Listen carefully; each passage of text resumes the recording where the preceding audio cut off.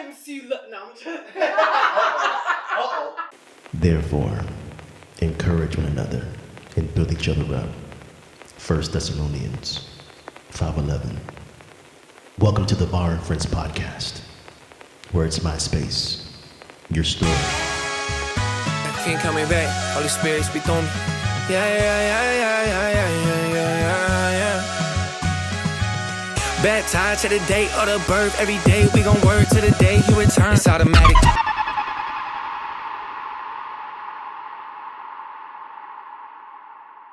This is your listening host, Christian Barr, and you are tuned in into episode 101 of the Bar and Friends podcast. On today's pod, I have a friend who's unapologetically herself. Through and through, kind, considerate, funny, bold, and homegirl can sing too. Do a little bit of classical, a little bit of gospel, a little bit of pop. Don't play with her. Anyways, I told my wife that I was going to say this, that I feel that this one right here is the Christian Lizzo. We're going to get into that in a minute, y'all. We have Leslie on the Bar and Friends podcast. How are you, friend? I am good. I made a decision because I'm moving that I'm gonna go by my last name moving forward.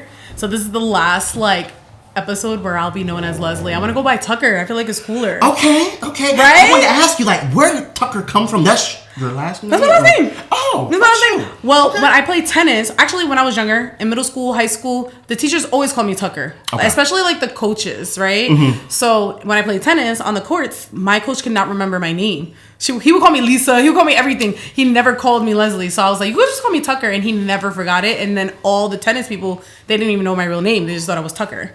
So I was like, oh, my new alter ego could be Tucker. New life, new name, new me. Right? So, but I love it. The people who know me are not into it, but it's okay. They'll figure it out. Okay. So. The Christian Lizzo.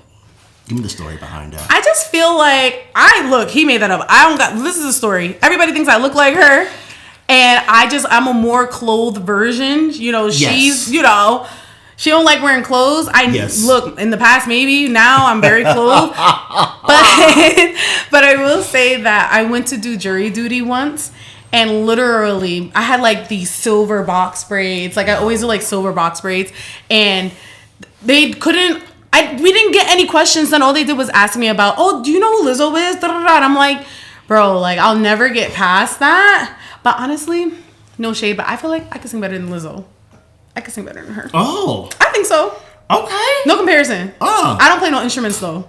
She got me. Okay. She got me on the flute. And I'm not creative. I'm not creative at all. I do not know how to do anything creatively. I don't write. I don't do none of that. It's not my thing. I mean, you do act though. Yeah, because they wrote the script. If they write the script, I can act the part. You can do it. But if you asking me, let's build a play, it's not my thing. Okay. Yeah, not my thing. But she's an artist. I'm I'll sing a song if you ask me to. That's it. That's about it. So. That's what's up.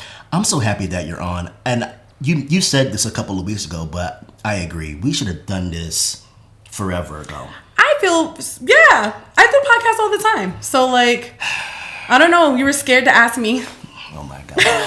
I know I'm not approachable, but I'm not that big of a deal. I'm just a little bit of a big deal. No, you are. Hey, listen. You a big deal. You're a big deal. And I want to commend you on something.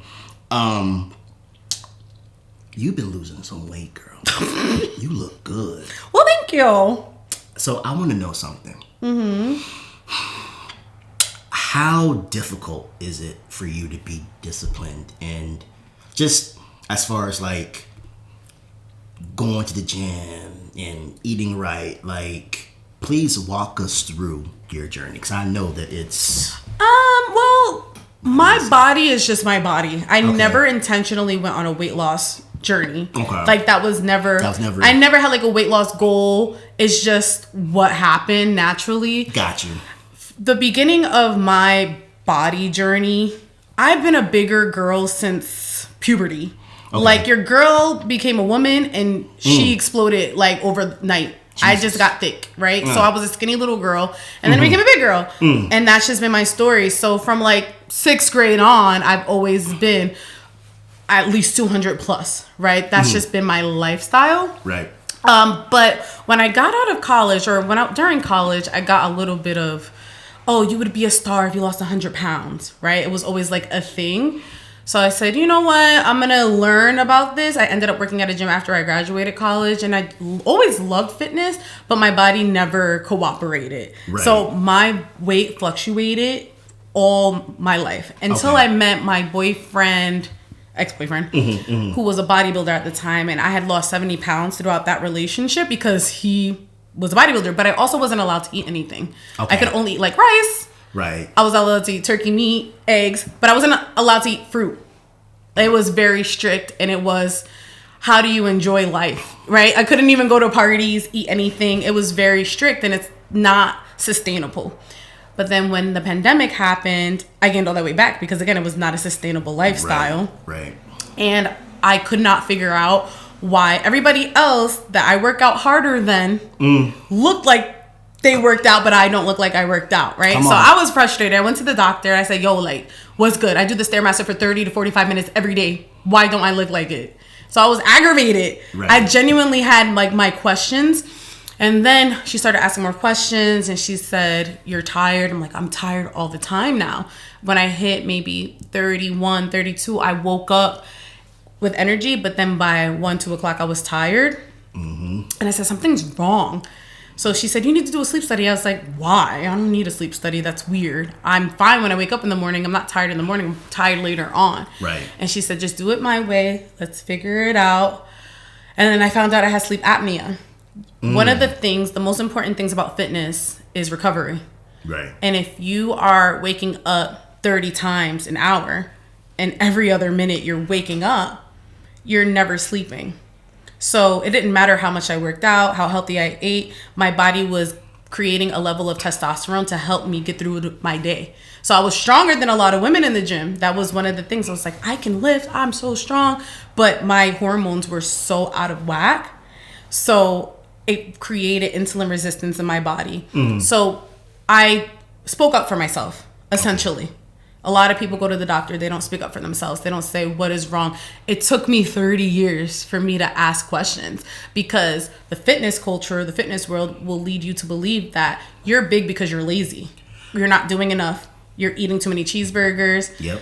Mind you, if you knew me in high school, I didn't eat breakfast and I hated lunch. So by the time my dad got home from work, I'd be like, oh my God, I'm starving. What are we going to eat? But I didn't eat all day. So my body, I didn't eat different from my sisters. Right. But genetically, I was just the biggest person in my family. Wow. And I didn't do anything massively different from other people. I just snored since I was a teenager. And nobody thought to be like, she snores. Let's get a sleep study done.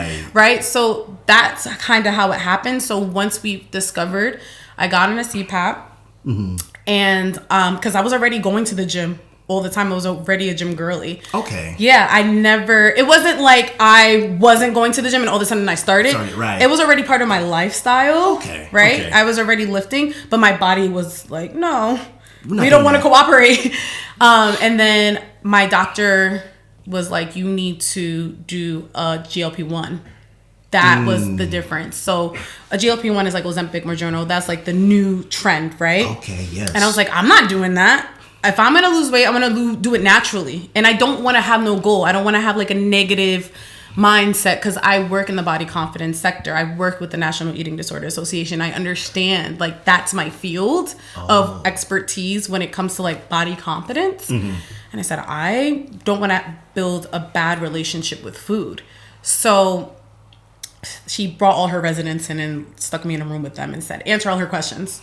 For 20 minutes, I said, what is it going to do? Why am I doing it? Why am I a good candidate? They answered my questions. I said, okay, I'll give it a shot. And literally the next day, I had a phase where I couldn't eat gummy candy, anything with too much gluten, too much pasta, too much carbs. It would put my entire body in pain. My knees would ache. I would be inflamed everywhere. My whole body would ache. One day after taking that, literally the day of, I had no inflammation, no knee pain, no arthritis pain in my feet. It just went away. Yo. It did something with the inflammation in my body where now if I want to enjoy Sour Patch, I won't be in so much pain, right? So it was things that I didn't have any control over. If anything, I already had the lifestyle. I was already eating. I still cope with food with certain things, but not way more than the normal person. Like if you eat McDonald's once a week, I'm probably doing the same thing. Okay. You know what I mean? It's not like I go and I binge eat. And that's what people think when you're in a bigger body, that you must be super duper eating. If you ask me today, I don't even know if I ate breakfast. I couldn't even tell you. My ADHD, I forget. Dang. Right? I don't even know. I even said to him, I said, I'm hungry.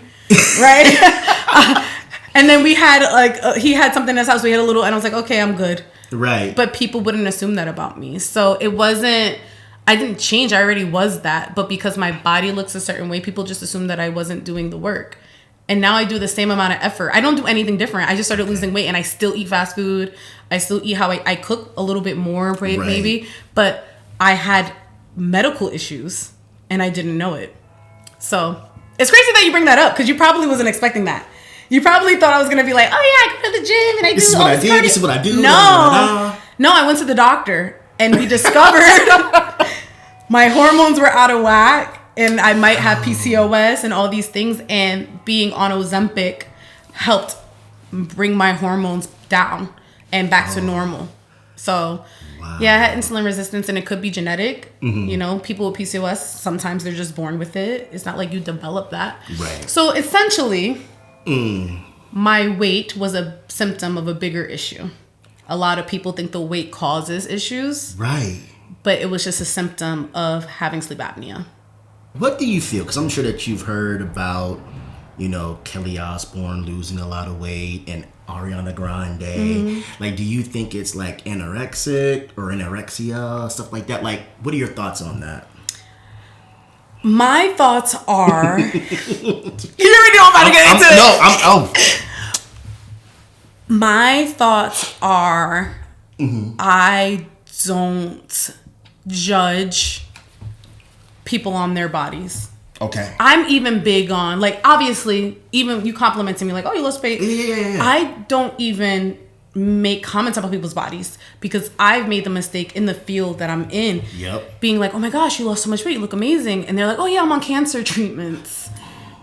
So a lot of times it's like, oh, that's crazy. I didn't even know that. You're actually the most unhealthy that you've ever been, and people are complimenting you, right? There's people who are doing that. So instead of suggesting or saying like, oh, like that person looks good, or oh, Ariana Grande is too skinny. I don't know what's going on with Ariana Grande's lifestyle. I don't know if she's going through something medically. I don't know if she's going through something mentally, or if she is the healthiest that she's ever been. We don't have her doctor's lab works to tell you. We can assume everything that we can assume, but how do you know that her body doesn't just naturally do that under the stress that she's under doing a film?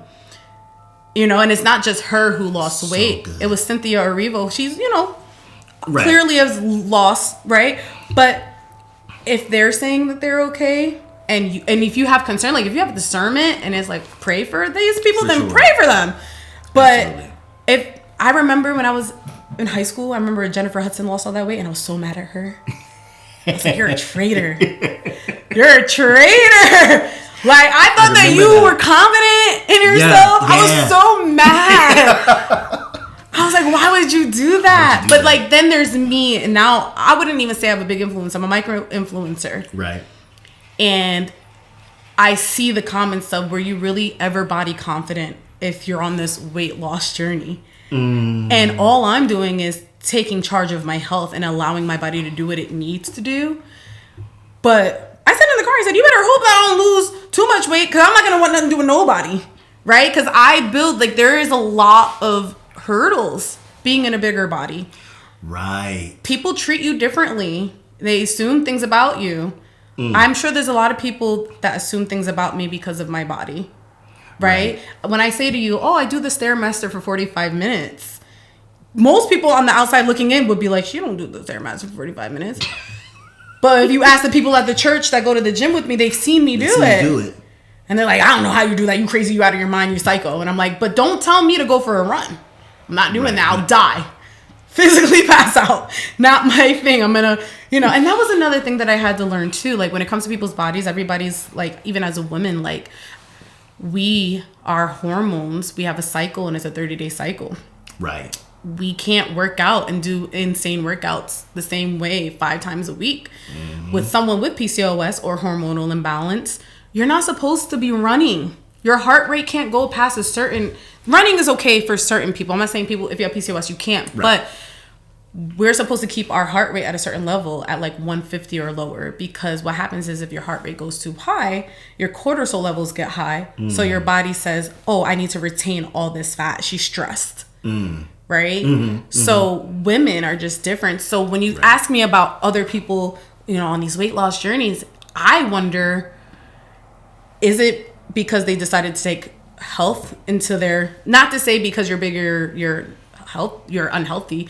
I'm just saying there's so many sides to every story, right? And their body's like the least important thing to them, like to me anyway. When I look at an individual, their body is the least important thing to me. I always say like the least important and cool thing about me is my body.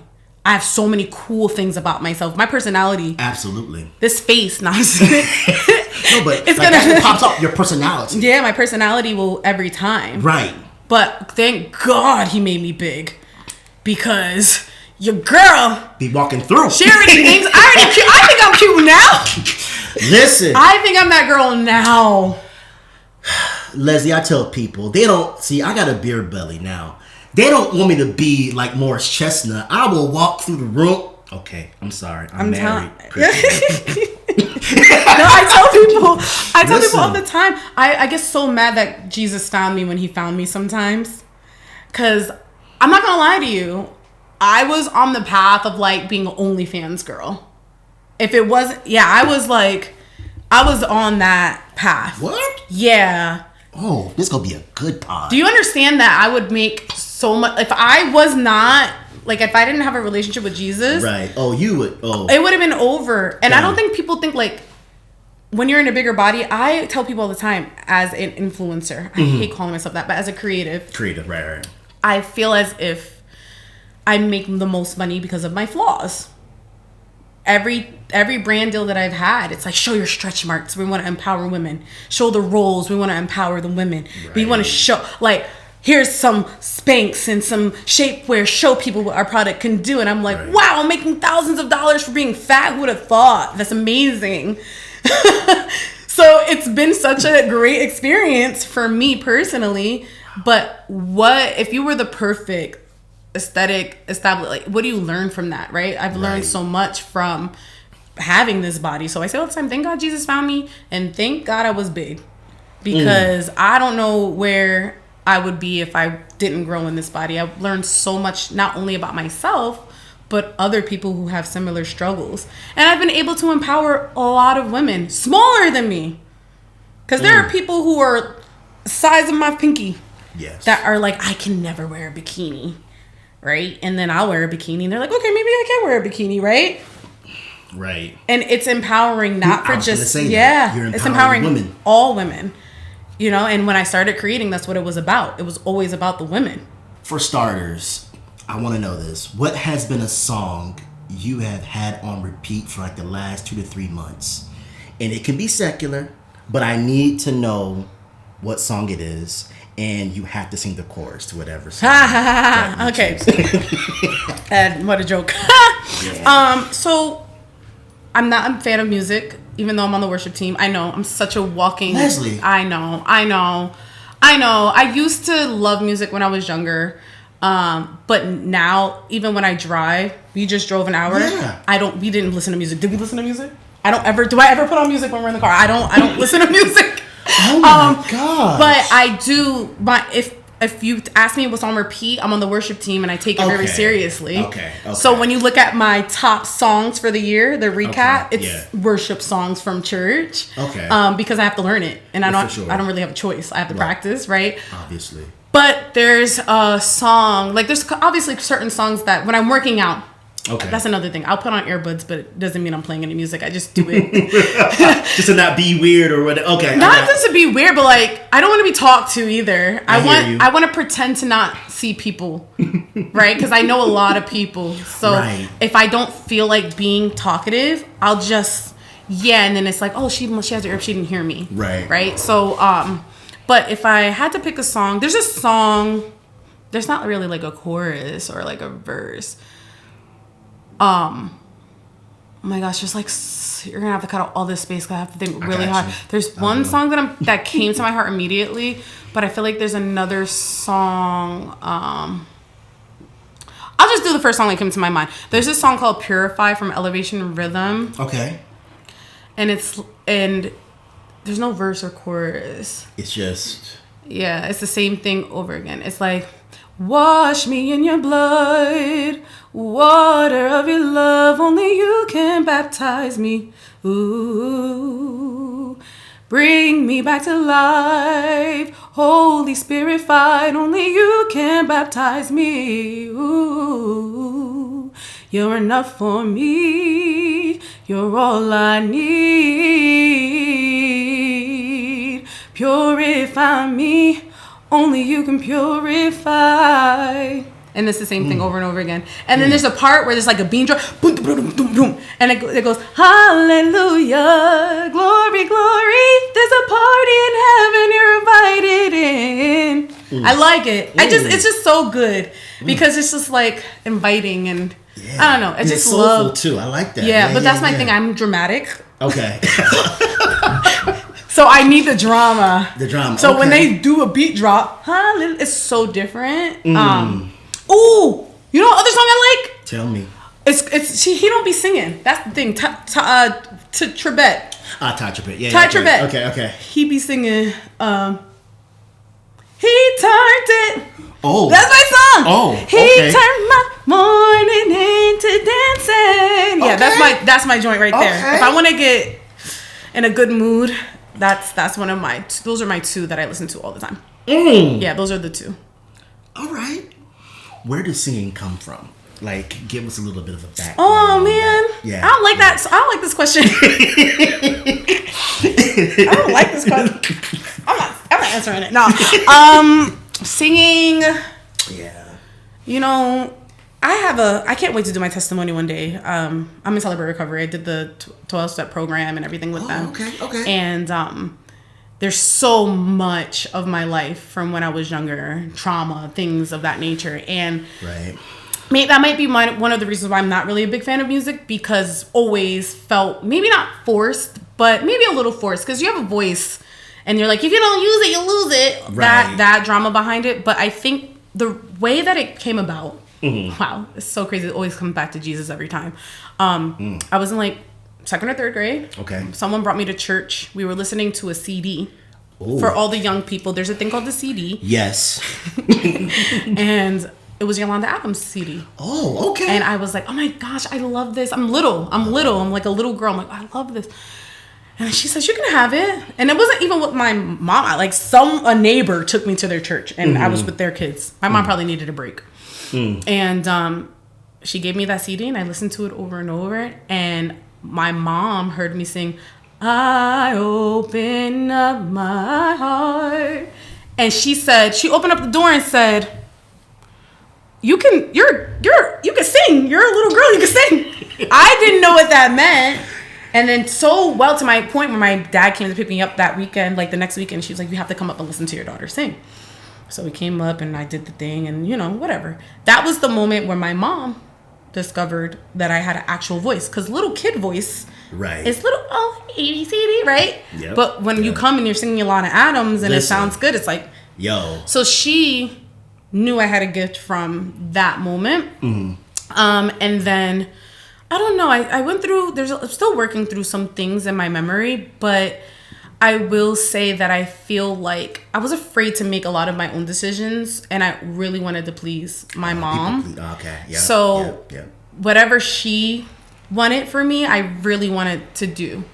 So music, when you have a talent, that's something I just naturally went for because it was easy for me.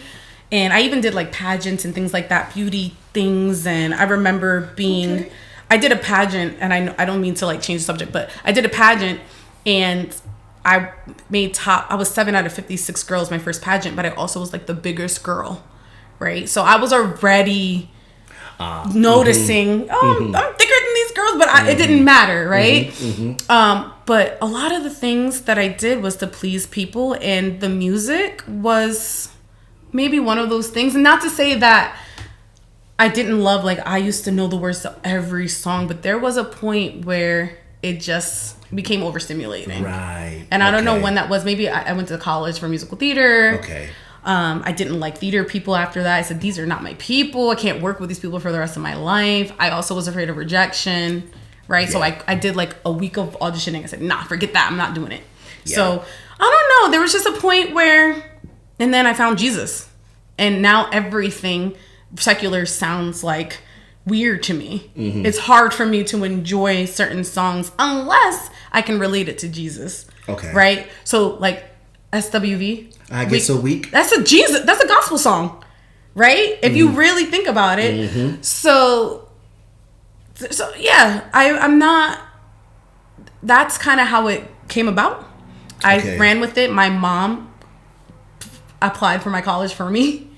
I auditioned. I got into that college. She chose it. I got a full scholarship there.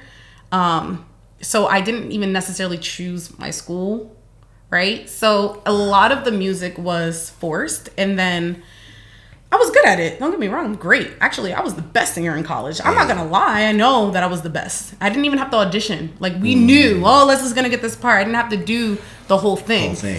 But when I became an adult and started realizing that, I'll never be able to please anybody. I felt like, I'm never good enough. So I quit. I don't want to do anything anymore. So I decided to be rebellious, and now I'm on the worship team by force. I'm not going to say by force, but I got to church and I was like, look, I'll help, but I'm not singing. I'll be stagehands. Ask me, Chris. Yeah, I was going to say, how did that happen? Oh my gosh. How did you get ushered into the worship team? P. Chris made you did it. I did a video the other day, and my friend was like, you didn't want to be friends with the people at church. And I said, why would you say that out loud on this camera? It was true, though. I didn't want nothing to do with anybody there. I did not like church people, and I didn't think church people would like me. Mind you, I've been at that church maybe longer than everybody, because I was there when it was on the different street, right? Got it, yes. And then they moved, they built that building. Right. They built that building in 2010. I graduated high school in 2010, right? So I was there throughout that whole, when it was Christian Faith Fellowship Family Church, then it was Christian Faith Family, then it was Family Church. Right. I was there through the whole thing, right? I went to church camp there when I was in 7th grade.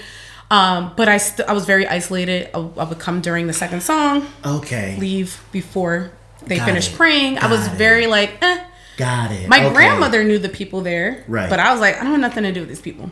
So one day, it was like, I wanted to serve. I just woke up one day. I was like, okay, I think it's time for me to do something. Actually, no. I'm going to tell you the truth. I'm mad at y'all because I did that class at church multiple times, didn't get calls multiple times, and then they had a choir. I was on that choir, and then they dismantled the choir. Nobody called me to be like, you could do other things at the church. So I kind of was just like a lost spirit. I got lost, but I also didn't ask questions. I don't care to even really be here, right? I didn't care.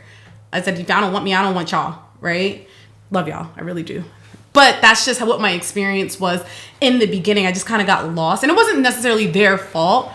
It's just what happened naturally. Right. And then when Pastor Chris came, I came up to him and said, you're doing a play. You're doing a Christmas show. I got my degree in musical theater. I could help you. And I'm thinking stagehands. Right. I'm thinking, when I got there, he said, come to rehearsal. He started asking me questions like, what do you think? And I'm like, what do you want my opinion? Look, I'm a very honest person. Right. You sure you want? He was like, yeah. I was like, okay, I don't see your face here. You got to move that there. This is messy. You need to fix this. And I was very honest. Not like mean, but just honest. Yeah. And then there was this one part where they sang, all I want for Christmas. And she was lip syncing. And then he was handing the mic around, and they found that I could sing. Because I was like, oh. And he's like, oh, you should put in a worship audition. And I said, no. I didn't say no. But in my mind, I said no. I was like, oh, I'm not doing that.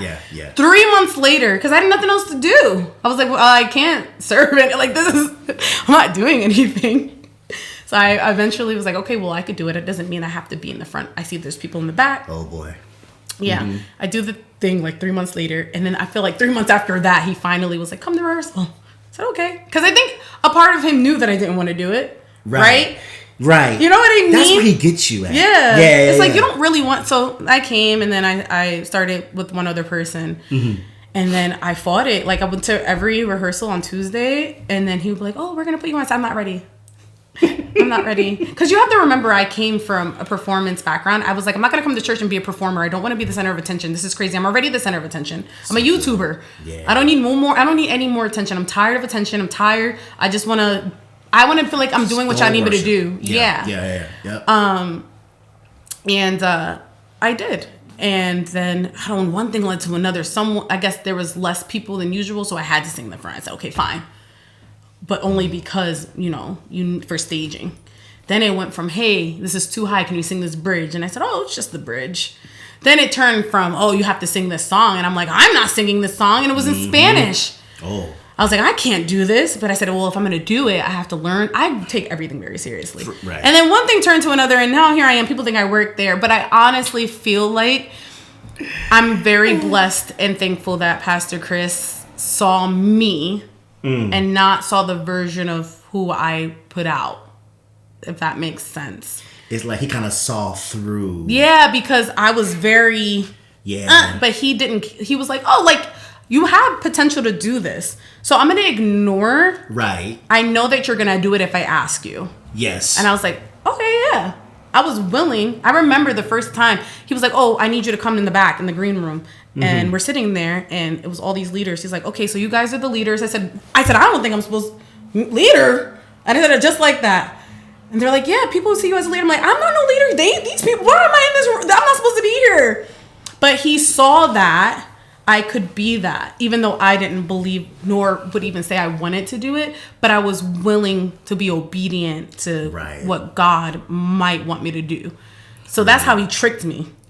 He tricked me because I wanted to be helpful to my church, but I didn't want it for any other reason other than I feel like if God needs me to be here, if the church needs me. I was codependent, I guess you would say. Right. But Pastor Chris just has this way with people. And he can kind of just see like your potential or your God-given anointing, and he can kind of like work around. It's just weird. But he also protected me. Right. Right? Because I wasn't the picture perfect looking church girl. Right? I had a lot to work through. Like, I was discovering my identity still in Christ, who I was. I knew who I was as Leslie in the world, but I didn't know who I was as Leslie in church or in God or in Jesus. I didn't even we had a trivia question and they said something about Jesus being kissed. And I was like, what are y'all talking about? And I didn't even know. I knew someone betrayed him. I knew someone betrayed him, but I didn't know. No one taught me. I wasn't just because I knew about church. No one took me to church and taught me anything. I would just go to church every so often. I had no idea what was going on. I genuinely had no idea what was happening. I just was like, I was willing, I will say. And there was a situation that happened with church where someone had mentioned my wardrobe and I was just so fed up. Oh, yes. I was just like so fed up about it. And he called me the next day and I was like, oh God, I already know, like I'm in trouble. And no, it wasn't that. He said, if anybody ever approaches you about that ever again, you tell them to call me. Like in that moment, I felt protected. Like he wasn't concerned about my wardrobe. And I was wearing a turtleneck, to be clear.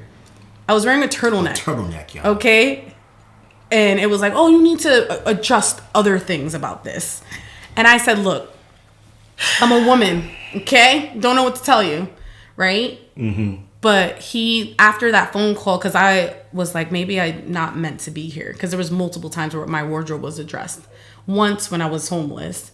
And then once when I was worshiping. Yeah, I had a long journey. Yeah. So that whole thing happened. I felt loved. I felt protected. And that made me feel like, okay, I don't know how to explain his power. Right. I don't know how to explain it, but I didn't feel like I was ever protected in my childhood. So it was the first time where this stranger that barely knows me believes in me. And now I'm like, my relationship with Jesus has grown. Wow. Just because he gave me a shot and protected me. Like my journey to find Jesus was more important to him than what the world thought of me or what the outside appearance looked like. Yeah. So thank you, P. Chris. You're a goat. No, that's supposed to be not good. You are a child of God. And you're one of the best children of God I've ever met. And you were a catalyst, I would say. You were used. You, Chris, for sure. Yeah. Yeah. So this question comes from Justin on the keys. Justin! He wanted to know. He did the jury duty with me. He got picked for the juror. Oh, wow. Yeah, for that story in the beginning. He was the juror. Okay. Yeah. Yes. He was there. And I was cracking them up. I was cracking everybody up. They were asking me stupid questions like, what do you think about young drivers? And I'm like, I got in a car accident yesterday. I'm 33. Don't ask me about driving good. So I think that's why I didn't get on the court case, because whatever. But he's, a good guy, so he got on there. But yeah, what did he got? What's the question he got? He wants to know, how many times a day do you talk to ChatGPT? Oh my God. Oh my gosh. Yeah, because he saw a video that you did recently. And we just trying to figure out. Oh yeah. I'm well prepared today. Hold on, let me put on lip gloss for this one. Julia, I'm sorry, I borrowed your lip gloss. Well, okay. I would say, how many times do people Google things? Facts. I just don't Google things anymore. I just ask chat. Honestly, yeah. I feel like that's valid. And also, chat is such a good tool. I believe that we have resources for a reason, right? All the time. I use ChatGPT for recipes. I use ChatGPT. I say, hey, I have ADHD symptoms. Help me clean my room. And tell me how much time to spend on each item and how to do my laundry. I ask them for any. I literally will use it for Bible study. Sometimes I'll read something and I don't get it. Yeah. And I'll just ask ChatGPT, what do you think the point of this is? Mm-hmm. And sometimes it will tell me, and then it will pull articles of where I can read more. And it's not always just what chat thinks, but there's symbolism, there's all these things that we wouldn't know normally, but because we have this tool that if you're using it the right way, anything can be demonic and bad for you if you use it in a demonic way. For example, I can take rocks and make spells with them, and I can also put rocks in my house for decor. So I use ChatGPT for everything, but it makes me more productive. It adds on to my creativity. I still have my own thoughts, but anytime I have a question about my dog, I'm gonna ask. It's just, I love it. I love chat. But do you name your chat though? What's his name? I don't think I have a name for her. Oh wow, okay. She don't have a name. She knows who she is. She knows. Oh, okay. I'm diabolical. I'm ask her everything. Sometimes if I use her just to win a debate.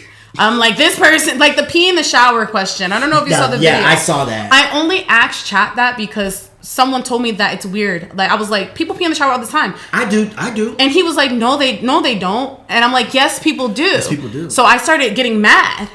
And I had to be like, yo, chat, do people pee in the shower? That's basically how I already knew the answer. Right. Sometimes I just use it just to see, just to see the response. Oh my gosh, and there's people in my comments on TikTok that are like, oh my gosh, you're hurting the environment from using ChatGPT, blah, blah, blah. And I'm like, well, every time you Google anything, it's AI. So now you're also, and every time you buy a $7 shirt, I'm going to go off. Every time you buy a $7 shirt, you're killing the environment. Every time you eat a piece of meat, you're hurting the environment. Now what? All right, sorry. So why do Christian content? I'm sorry. So why don't you do Christian content, even though you're a believer? And should Christian content creators feel bad for not doing Christian content? Okay, the first question. I don't know where God is gonna lead me. Let's just say that. Again, I say I don't like music. Right. But if there's an opportunity, maybe I'll do it, right? Mm-hmm. Christian content creators, there's nothing wrong with it. There's people who have the heart for it, and I love it. Right. I just right now mentally do not have the capacity to be dealing with the negativity that Christians, not all Christians, right, but some Christians bring to the table. And look, you're barking up the wrong tree when it comes to me because I don't care. Right. It's one thing if you're trying to educate me and you're, there's something that I might have gotten wrong or whatever the case is, but no one here ever said that I'm a scholar. Right. I'm in my journey just like everybody else. I'm not a pastor. I'm not teaching you anything. I can only go off of my own experience. But what I will say is that let me rephrase that. People saw Jesus through me without me openly saying that I'm a Christian.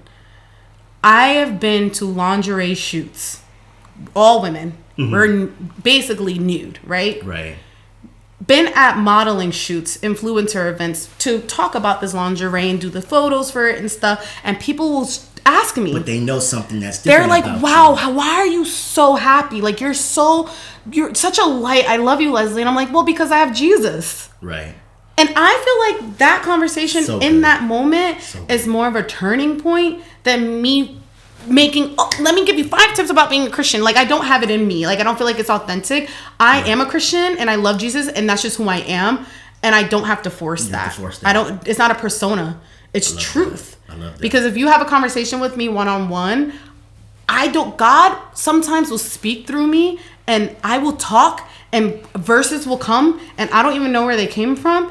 And I will end the conversation and be like, I don't even remember what I just said to you. I don't know where that came from. There's just things that happen and I have to go back and fact check and be like, oh my God, this verse is real. Like, I must have heard this somewhere. Right? And that, I feel like is more powerful. Right. Now, what was the second question? Something about... Yes. And should Christian content creators feel bad for not doing Christian content? I think that all the content creators that I know are Christian do Christian content by doing what they do. Right. One of my favorite creators, Swole. You ever heard of Swole? Swole, yes. Cranon and Swole. Yeah. They're a couple. They just got engaged. Okay. Was the beginning of their content ever Christian guy? No. Right? But they were living together. They weren't married, whatever. They're still not married. They're engaged, but they live together. But something that he had said was, I felt like I needed to make an honest woman out of her. Like, I felt like I wasn't living a holy life. And I proposed to her because I knew that was my wife. And I want to do things under God. Is his whole career about being a Christian? No. It's about bodybuilding and macros and gym, house, like that's what it is. But then they'll get ready with me to go to church. Right. So when people are like, wow, I love Swole, why is he so motivated and blah, blah, blah? Well, he has Christ. Right. He just doesn't make every single video about Christ. There's so many of my favorite creators that I watch, that I subscribe to, that they talk about Jesus all the time. But because their main focus isn't that, people might miss out on it. But because I am a Christian, I notice, like, oh wow, like they're Jesus followers. And no, I honestly feel like for me, I do Christian content when I feel moved to do it. Moved to do it. Not that you have to. Yeah, I'm not about do to. A scripture. No. I don't even do that now. Yeah. You know how much more successful I would be if I just picked a niche? And that's what they tell you to do. That's what they tell you to do, but I don't feel right. That's because you can be, I can be my own niche. I feel as if God wants me to have a big influence, God will make it happen. If he wants content to be in front of millions of people's eyes, he will make it happen. I don't have to force it, but God has been paying my bills with the following that I have now, right? So if it's meant, God will provide all my needs. And I felt that, right? So I don't need to force it. Right. Nobody's questioning if I believe in Jesus or not. That's not a question. Everybody knows I love God. If you look at my content, maybe not every video shows that. Maybe God first isn't in my bio. But I'm going to talk about God eventually. Right. And what Jesus does. Because it's part of my day. And I'm a lifestyle influencer. So yeah, there's times where I'm like, yo, let me tell you what happened in church. But I'm not hiding that. I'm not going to hide it. I'm just not going to make my entire identity platform work. Do you cringe sometimes? Because now all throughout my algorithm, it's like there's cringe Christian content creators. And you can just tell that it's not real and it's not authentic. Like, do you sometimes like, ugh, like you just cringe? Like that's just... do you feel about that? I'm not like, so the thing about me, I'm very good at curating my content, but also if I get something that I don't agree with, I don't take things to heart like normal people. Okay. Right? You know what I mean? So, gotcha. There's a couple of pastors out there right now, right? That people are like, oh my gosh, how can they be like Michael Todd, for example. I was just gonna, yeah. Right? I read his book and I asked a couple people, oh, you guys want to read his book? And they're like, I can't read his book because and I'm like, if the message is good, what does it matter who the messenger is? You take what's good, you put it on your heart, and the stuff that you might not be sure about, you don't have to throw it out. Bring it to Jesus and be like, is that true? And then you can discern what you want to do with that. I'm not the type of, I don't throw away anybody. Because even the sinners, the people who are doing the worst things, they're also gifts from God. And people don't think like that. They think that, oh, I have to, be very weary of evil. And it's like, there's evil in my own family that I've had to deal with. There's traumas. And if it wasn't for those traumas and them sinning and being who they are, just because they are bonded or they have bondage to sin, doesn't mean that they're not God's creation, that they're not a gift. If you change your perspective, even the cringe Christian creators, they're gifts. I'm like, I'm not going to do that. Thank you, God, for showing me this. Because if I decide to do Christian content, I know what not to do. What not to do, right. You know what I mean? Everything has even the negative stuff. So, yeah, I'm not a big judgment person. I'm very big on like, oh, I don't really like that. Moving on. Yeah. Or I don't really, like when people say, you get it? Or they'll say, you know what I'm saying? And I'll say, no. No. Say it again in a different way. I don't get it. Or that's what you know what? I'm so glad that you feel that way. I don't, but I love you. And this is what I think. But everybody deserves love. Everybody deserves love. Not everybody deserves your attention. Thank you for rewording that. That I can rock with. I don't need to, just because, look, for example, this is awful. Lord forgive me. Actually, maybe I shouldn't use this example, but no, please share it if you feel like to. It's so hard because some people have like that unforgiveness spirit, and I get it, I understand it because people have been through a lot, right? And I get it, and I'm very empathetic. Some people don't have the level of empathy that I have. I can see someone's backstory without them telling me. I can see when someone's hurting. I know when people hurt me, I can see why they hurt me. Even without them telling me, I'm like, ooh, something happened to you. That's why you're coming for me. I'm very good with that. Okay. And there are people in my family that I don't speak with because it's just not safe for me, right? Right. It's not safe. But it doesn't mean that I don't love them and pray for them. I pray for these people all the time. The people who hurt me the most, I pray for. I'm like, God, I just hope that I don't have any control over how people are going to be. But I have control over myself, what's safe for me. Now, if God is calling me, call them. And I'm disobedient to that. Come on. That's one thing. Come on. But if you are very much aware that this is not a safe space, a safe situation for you, you have every right. Jesus healed people and didn't come back to make sure that they're okay. You understand what I'm saying? Like, he wasn't like, I have to make sure that their whole life goes where I want them to go. Like, I think that's what happened. People do favors, or they help someone, or they forgive someone, and they think, well, if I send them this Bible verse every day, I have to check in. Right. It's like, no, like, you did your part. You were called to, you felt in your heart to do this. Whatever they decided to do with that information, the seed was planted. I'm not here to water you know what plants we're supposed to be watering? Our children. And you over here busy worried about your parent, your mom, and your grandparent, and your aunt, uncle, and brother. Water the seed that you're supposed to be watering. And then there's times where you have to just let that plant thrive. Or let it drown, and it'll figure itself out. And that's okay. There's just some things you just can't, but I forgot what the question was. I'm sorry. No, just and I'm sorry because I know that sometimes I guess I can have a judgmental spirit, and I apologize. It's just that sometimes on my algorithm, it's just that you already know that they're just trying to just do too much of the reach. But I also feel like I don't know that. And that's my thing. Okay. You know what I mean? There's this culture I've noticed in church a lot where people say, I don't know where their heart is though. I don't know if they have the right heart. Like they're here every Sunday and they're doing everything I ask them to do, and they're being here and they're being they're here for us. And if I ask them to do anything, they'll do it. But I don't know if they're doing it for the right reasons. And I'm like, and what does the Bible say about that? People, I'm guilty. People look at the outer appearance, and God looks at the heart. But what I'm saying is, though, Leslie, is that you're looking at content and you already know. It's just. Nah, I don't know. Maybe you don't know. I don't know. Wow. You're looking from the lens of the glasses of your life and what you've gone through. So True. I can look at something and you can look at something and see it completely different. Right? I'm very good at being neutral. Right? So when people say, oh, this person shoulda, I'm like, well, they don't have to do anything. Right? I'm very big on that. And I get it, but I always look in the inside. Oh, why is this person making me feel cringy?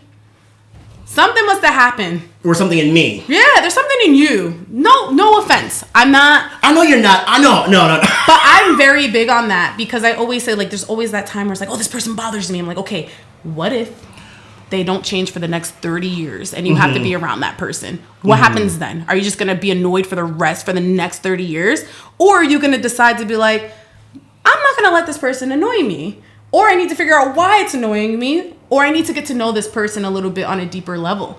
Maybe there's something I'm missing. And then once you get that missing thing, oh, that's why you grew up thinking this way. This is how you were raised. How can I get mad at you? This is all you know.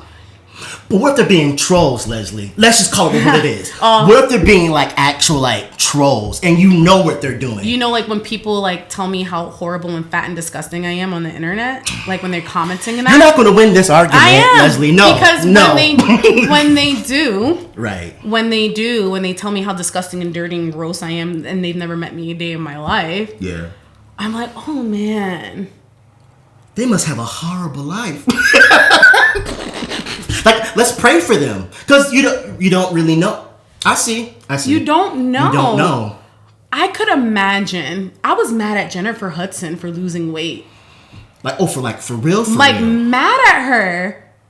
Right? Like I said earlier. Yeah, now that I changed and I can have a different lens. She didn't do anything wrong. And I could have been like, she's a traitor. She's a traitor. I'm going to type in the comments, she lost weight. She never loved herself. I don't know if that's the case. Shut up. I'm telling you. I'm telling you, some people that you think are trolling, they really genuinely, that's how I feel. Like, I don't mean to make it I think about, like, racism. Like, even racist. Oh, let's go there. Even racist. I'm like, yo. They were born to be racist. They were raised to be that way. How can you fault them? That's all they know. And at some point, it is the responsibility on that person, sure. But what's your part in that? There's a lot of racist people that I know that are like, but Leslie, I love you. I don't think you're like you're different. Right. And I'm like, no, but imagine how many more people who are different like me. And then that one little experience, because they decided to be prejudiced against me, and I decided to be like, oh, I see that this is what you believe. I'm gonna just be myself. You can't make me do to you what you're doing to me. You kill them with kindness, and then it's like, I don't know why I can't get under this girl's skin. It's like, because I see you. You don't see me, but I see you. I see that you've learned things. Someone hurt you that looks like me. Something must have happened. So I don't even judge racist. It's crazy, but it's the truth. I'm telling you. Wow. I understand. Because they were brought up that way. So you really can't. I was brought up to be loyal at fault, right? Not to snitch. You got to be loyal. And until you grow up and you're like, oh no, like I can't be loyal. You're abusing me. Right. You're telling me to be loyal to you, but you're abusing me? And then you start to, wait. And some people, it's sad, never have the opportunity to get the resources to be around someone else. Some people don't leave their block, and you're expecting them to have a different version of what they think life is. They never even seen the world. I've seen the world. Right? I've traveled. Yep. Yeah. So I know. I'm like, some people are just, they don't know what they don't know. So people can just be in their own box. Wow. Jesus was out there healing people, doing miracles, helping so many people, and they killed him anyway. And you think it's any different for you? That's crazy. It's crazy to think that way. He had to leave his own town. He even said, I can't do this in my... Right, I can't do this. You're not going to see me. You're not going to hear me the way that... And if Jesus had to leave, why wouldn't I have to? Like, people hated him for doing good things. And that means that some people are just going to hate you. And you didn't even do anything to them. And what did Jesus do? Loved and forgave. And even though it was hard, challenging, but he chose to, I guess, in a sense, in Bible terms, turn the other cheek. So yeah, he went to that lady in the the bucket. Yeah, you know what I'm talking about. He went to that lady and he told her the whole story. You still you got mad husbands. Kept it 1,000. And he never was just like, oh my God, this lady's by the river, oh, I know everything about her, gross. He didn't do that. He still extended grace. Yeah. I hear that. So when you're on TikTok, you're going to start doing that. You're going to start being like, I wonder why this person thinks this way. No, I was just being a troll. I was just trying to test you. Sorry, we talked about so much. I apologize in advance, podcast. I mean, we're almost done, probably. He's like, we're one. I'm just trying to figure out which, because we can't really go into Genesis. All right, so how hard is it to let go and to let God do his thing in your life? Especially when he says, do nothing. I think that we are raised and trained to be fixers. And I've seen the most success in my life and in my career when I literally have surrendered my entire life to whatever it is. When I quit my job 3 years ago, almost 4, it'll be 4 years the day I moved to Arizona. When I quit, I was at church and I was depressed and I was in therapy complaining. And Pastor Mike was doing a sermon about something. Couldn't tell you what it was. It wasn't about quitting no job, though. I'll tell you that much. I was sitting there and I said, something came over me. You need to quit your job. Trust me, quit. And it's so funny because I went and got prayer about it after. I went to one of our church leaders and I said, Carmen, like, I want to quit my job and I don't have a plan, but I know I need to do it. And we prayed and I said, you know what? I'm gonna quit. Right? And one of the things that happened is I asked God for a sign that Monday morning at 5 a.m. I don't work till 7, but I said, I work from home too. So I was just up like, yeah.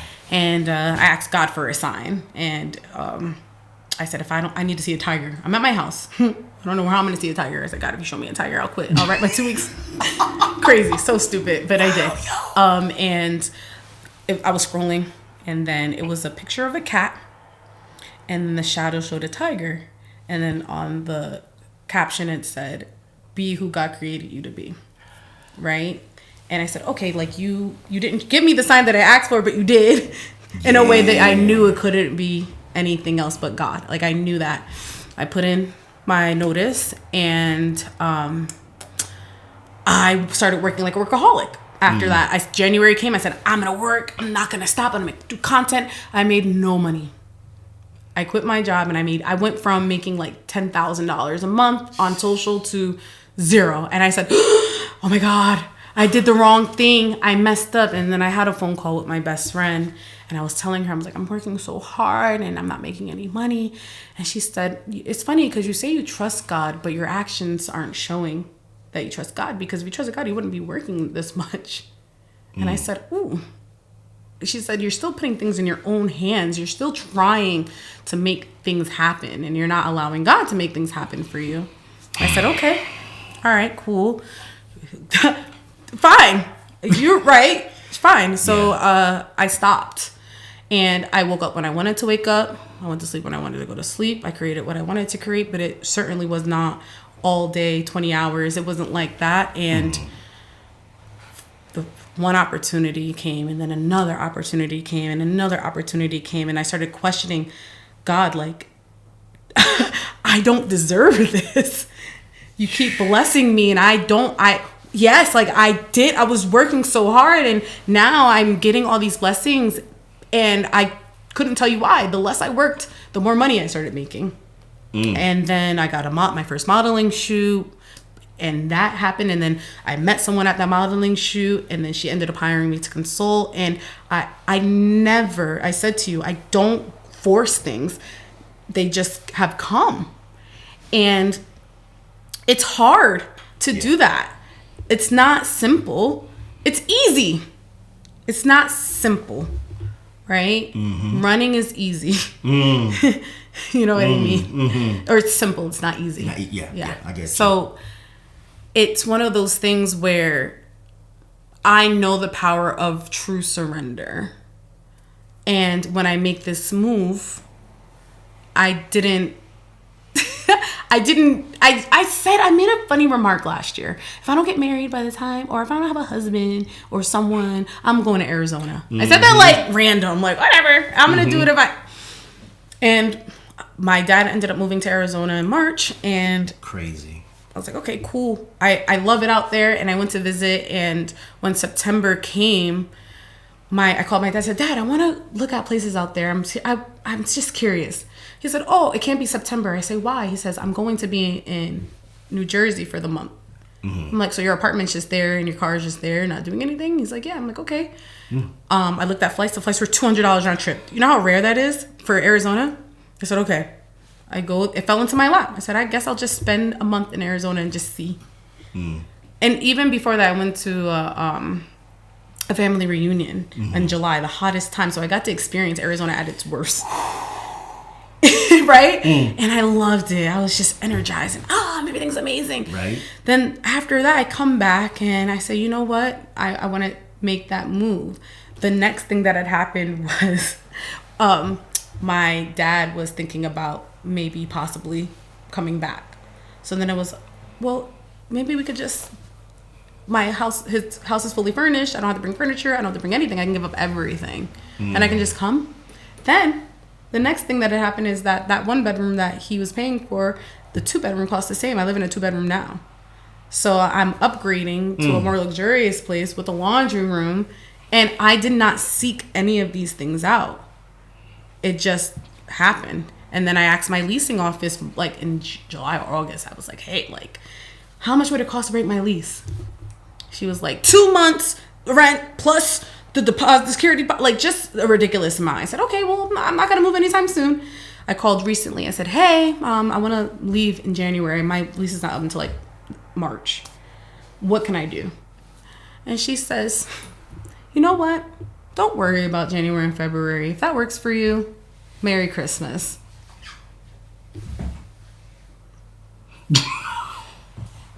So like when God is asking you to surrender, I wasn't forcing these things. I wasn't like, I gotta get a job. I have to do this. I have to do that. I have to find a place. I just was like, I'm curious. And so I'm open and willing to take that risk because it couldn't be anything other than God. So it's just been, I'm telling you, it's simple. You just decide, okay, I'm going to come with a positive mindset. And when I'm not positive and I give into those thoughts of anxiousness and depression, I repent immediately. People think repent is like such a dirty word. It's just saying, I'm sorry, God, for not trusting you. And I'm sorry for believing that I'm anxious instead of leaning toward your truth. That's what you're doing, is choosing. You have a choice. When those thoughts come to your mind, that you either choose that and you give the devil access. Oh, she says she's anxious. Yeah. I get to give her anxious thoughts now. Or you can say, God says don't be anxious about anything. And when you do give in to the other side, you just say sorry. That's all you can do. We're not perfect. But I also know that there's just some things that cannot be explained. And I'd rather be that, because then there's no story. There's no testimony. If it's just, I did this. I built this podcast on my 2 hands. Right? I got the mics. I did this. And look at me now. And that's what happened with P. Diddy. He built that empire. He did it himself. It wasn't God. you know, and you got that God complex. So, no, what better way than for it to be like, this doesn't make any sense. I have no idea. And I hope that you just do the same thing because I have a piece that I can't understand. And I'm okay with it. I'm not peaceful all the time. I have my moments. But for the most part, I'm chilling. Any last words? No. Watch the podcast. I think I said, look, follow me at Tucker Glow. Go ahead, do it. Hey, if you want some more content, you know, just Tucker Glow. I do whatever I want on there, but I'm not perfect. I'm not a perfect human. But I'm trying to work on accepting who I am and taking it day by day. And you should do the same. You should not judge your emotions. Don't judge your feelings. Don't judge who you are right now. Just say, what can I do today to honor God? And just take it day by day. And that's on Jesus.